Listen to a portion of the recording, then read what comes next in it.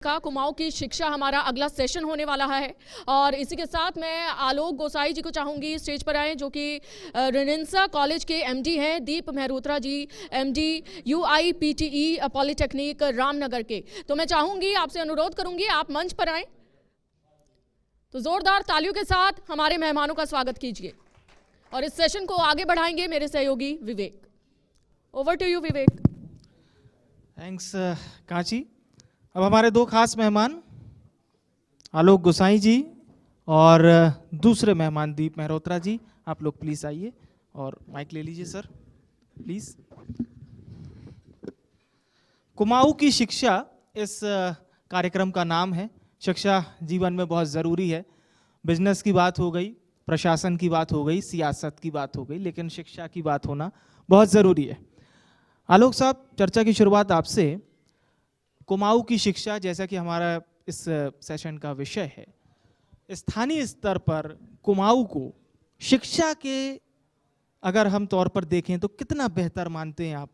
चलिए मैं बिना कंपेयर किए ही ये सवाल पूछ लेता हूं, केवल कुमाऊं के बारे में जी। जैसा कि आपने पूछा कि कुमाऊं में शिक्षा का, मेरा मानना है कि जैसे कि हमारे प्रदेश की राजधानी देहरादून बड़ा शहर है, बड़ी जगह है।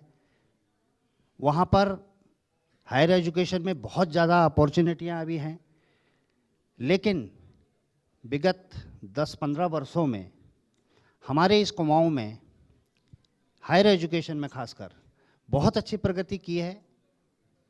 क्योंकि जब 2008 में मैंने भी सोचा कि कुछ करना चाहिए, उससे पहले मैं अब्रॉड रहता था, मेरी वापसी हुई 2008 में, तो बहुत सारे काम दिमाग में आए, क्या किया जाए। लेकिन इसे मेरा आप नेचर कहिए, मुझे लगा कुछ ऐसा काम करना चाहिए कि जिससे हमारे यहाँ पर जो बच्चा हायर एजुकेशन के लिए, क्योंकि हायर एजुकेशन बाहर जाकर उसकी महंगी होती है, बाहर नहीं जा पाता, तो क्यों ना यहाँ पर ही कोई अच्छी शिक्षा उसको उचित फीस पर हम यदि दें और वो शिक्षा रोजगार परक हो। यानी कि आज की तारीख में हमारे समाज में बहुत सारे अदर कोर्स चलते हैं, लेकिन मैंने बेहतर होटल मैनेजमेंट को इसलिए पाया क्योंकि ये पर्यटन का प्रदेश है और हमारा इस उत्तराखंड का बच्चा आर्मी के बाद सबसे ज़्यादा यदि किसी प्रोफेशन को चुनता है वो होटल मैनेजमेंट को चुना है उन्होंने। तो मुझे लगा कि ऐसी शिक्षा के क्षेत्र में मैं आऊं कि जिससे हमारे जो बच्चे हमारे यहाँ से पढ़ कर गए हैं उनको सबको रोजगार मिले। और मैं इस बात पर गर्व भी महसूस करता हूं कि जो भी हमारे रेनेसा कॉलेज से शिक्षा प्राप्त करके बच्चा पास आउट हुआ है, शायद ही कोई बच्चा होगा जो जॉब प्लेसमेंट इसको कॉलेज ने ना दिया हो। मैं तो कहूंगा 100% है अभी तक का, 100% प्लेसमेंट। हाँ, अभी तक का ट्रैक रिकॉर्ड मेरी नॉलेज में नहीं है कि जो बच्चा रेनेसा कॉलेज का छात्र रहा है उसे हमने प्लेस ना कराया हो। मतलब आपके कॉलेज से जो पास आउट होगा उससे नौकरी मिलेगी ही मिलेगी? बिल्कुल गारंटेड, हम इसे स्टाम्प पेपर पर लिख कर देने को तैयार है। चलिए, बहुत बढ़िया सर। अब मैं दीप जी आपका रुख करना चाहूँगा। आप पॉलिटेक्निक कॉलेज के एमडी हैं। पॉलिटेक्निक, वैसे हम देखते हैं कि इंजीनियरिंग से पहले की शिक्षा आईटीआई प्लस फिर थोड़ा सा ऊपर चलें पॉलिटेक्निक, कुमाऊं में स्थानीय स्तर पर कितनी डिमांड है आफ्टर पॉलिटेक्निक करने वाले युवाओं की? Good evening all of you. सबसे पहले थैंक यू इंडिया न्यूज़ को ये प्लेटफॉर्म प्रोवाइड करने के लिए। स्पेसिफिक जो आपने क्वेश्चन पूछा है, पॉलिटेक्निक की अगर हम बात करें, आईटीआई से एक लेवल ऊपर, बीटेक से एक लेवल नीचे होता है। जिस भी किसी हम अगर मैन्युफैक्चरिंग कंसर्न की काम करें, 80% उसमें स्टाफ डिप्लोमा होल्डर्स होता है, जो बंदे शॉप फ्लोर पे असेंबली लाइन पे काम करते हैं। जब 2010 में इस प्रोजेक्ट की शुरुआत करी थी, ऑप्शंस बहुत सारे निकल के आ रहे थे कि क्या करना चाहिए। ये था कि एजुकेशन सेक्टर में कुछ करना है।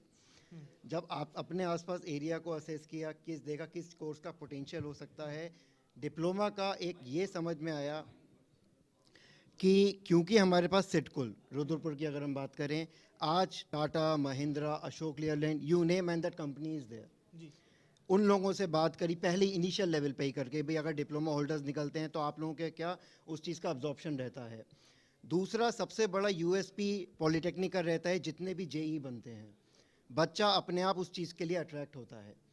पहले एक लूप होल था कि अगर बीटेक वाला बच्चा भी है तो वो उसके लिए चला जाता था, उसकी ओपनिंग के लिए। बाद में गवर्नमेंट ने उस चीज़ को रेक्टिफाई किया, अगर जेई की जॉब आ रही है उसकी मेन क्राइटेरिया इज़ डिप्लोमा। आप बीटेक भी हो, एमटेक भी हो, but you have to have a diploma. उसके अलावा प्राइवेट सेक्टर में जो अब्जॉर्प्शन है, अभी काफ़ी बड़े बड़े इंडस्ट्रियलिस्ट ये लोग बैठे थे यहाँ पे, तो सब इस चीज़ से हम लोग से कॉरस्पॉन्ड करते हैं कि भाई हमें आप अच्छा मार्क्स दो, तो उसके लिए नौकरी की कमी नहीं है।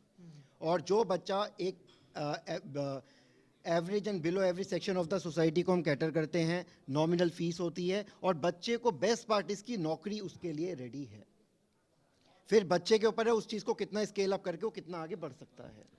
मैं ज़रूर युवा रोजगार सम्मेलन कई सारे मैंने अटेंड किए हैं, उसमें मैं देखता था कि अप्रेंटिस का उसमें बहुत लोग बाग कहते थे सर हमारी अप्रेंटिस करवा दीजिए फला किसी सीमेंट प्लांट में, फला किसी फैक्ट्री प्लांट में। ये थोड़ा सा मैं आपसे जानना चाहूँगा। अप्रेंटिस जो BOAT है, बोर्ड ऑफ अप्रेंटिस, कानपुर से रेगुलेट होता है ये। इसमें जैसे उत्तराखंड में जो भी कंपनी सेट करता है, जो भी फैक्ट्रीज आती हैं, गवर्नमेंट के नॉर्म्स है, आपको 70% लोकल एम्प्लॉयमेंट देना है। कहीं ना कहीं वो एक सिस्टम को थोड़ा लूपहोल भी समझ सकते हैं कि कंपनीज क्या करती हैं, अप्रेंटिस का उसमें सहारा लेती हैं और लोगों को उसमें एज अ एम्प्लॉय दिखा देती हैं। हमने जब शुरू में 2-3 साल इस चीज़ को नहीं पकड़ पाए थे, बाद में जब रियलाइज़ किया, बच्चे ने 1 साल अप्रेंटिस करी, फिर वो बच्चा खाली हो जाता था और उसका कहीं ना कहीं कन्वर्जन के चांसेस कम हो जाते थे। उसका वे आउट हम लोगों ने ये निकाला, दिल्ली NCR की जो हमारी मैन्युफैक्चरिंग बेल्ट है, मारुति के OEMs हैं, उन लोगों से हम लोगों ने कॉन्टैक्ट किया, उनको अपने यहाँ प्लेसमेंट के लिए बुलाया। उसमें वो बच्चे को एज अ ऑपरेशनल ट्रेनी लेते हैं और मिनिमम 4 साल का कमिटमेंट देते हैं। अगर 4 साल एक बच्चा एक फैक्ट्री में काम कर चुका है तो he can't be jobless unless he himself is willing to be one. तो उस चीज़ को हमने ऐसे उस चीज़ का वे आउट निकाला कि बच्चों को उनके प्रोफेशनल ग्रोथ में कोई हैम्पर ना हो इस तरीके से। बिल्कुल, ये बिल्कुल सही बात आपने कही। आलोक जी, राष्ट्रीय शिक्षा नीति आने के बाद शिक्षा में जो बदलाव हुआ उसे किस तरह से आप देखते हैं, राष्ट्रीय शिक्षा नीति लागू होने के बाद? जो न्यू एजुकेशन पॉलिसी है उसमें उत्तराखंड उसे सर्वप्रथम लागू करने वाले राज्यों में है और अभी रिसेंटली हमारे हायर एजुकेशन में अभी उसका फर्स्ट सेमेस्टर ही चल रहा है। तो जैसा कि जो ट्रेडिशनल कोर्स होते हैं उनमें तो मुझे जो मेरे प्रोस्पेक्ट से मैं देखता हूँ उसे बहुत बेनिफिट होने वाले हैं। ट्रेडिशनल कोर्स के साथ साथ जो कर रहा था BA BSc BCom, उनके साथ वो कुछ ना कुछ एक और टेक्निकल कोई चीज़ सीखता है, लेकिन पर्टिकुलर किसी क्षेत्र में वो पहले ही डिसाइड कर चुका है वो क्या कर रहा है। बीटेक कंप्यूटर साइंस कर रहा है, हमारा होटल मैनेजमेंट कर रहा है या पर्टिकुलर किसी चीज़ में कर रहा है, तो उसके प्रोस्पेक्ट्स में आगे जाके क्या चीज़ निकलेंगे। ठीक है, उसमें ऑर्गेनाइजेशन बिहेवियर इस तरह की चीज़ें, कुछ क्षेत्रीय भाषा से रिलेटेड, लेकिन क्या उसके जॉब्स में, जैसे ऑर्गेनाइजेशन बिहेवियर एक सब्जेक्ट है बिल्कुल, लेकिन अधिकतर कोर्स के साथ वो पहले ही इनबिल्ड है। ये बहुत अहम बात आपने कही है। एक सवाल जी बिल्कुल, एक सवाल दीप जी मेरा आपसे ये रहेगा, पलायन को लेकर क्या युवा ये पॉलिटेक्निक हो या इंजीनियरिंग हो ये करने के बाद यहाँ से पलायन करते हैं या यहाँ पे वो स्टेबलमेंट उनके लिए? देखिए, जैसे मैंने आपको बताया कि जो सिडकुल हमारा इंडस्ट्रियल एस्टेट है, एक बहुत बड़ा रीज़न है कि लोग यहाँ पे टिके हैं। बच्चे को कोर्स करने के बाद, जब बच्चे को कोर्स करने के बाद अपने घर से 50, 60, 70, 80 किलोमीटर में नौकरी मिलेगी तो बच्चा क्यों जाना चाहेगा? राइट।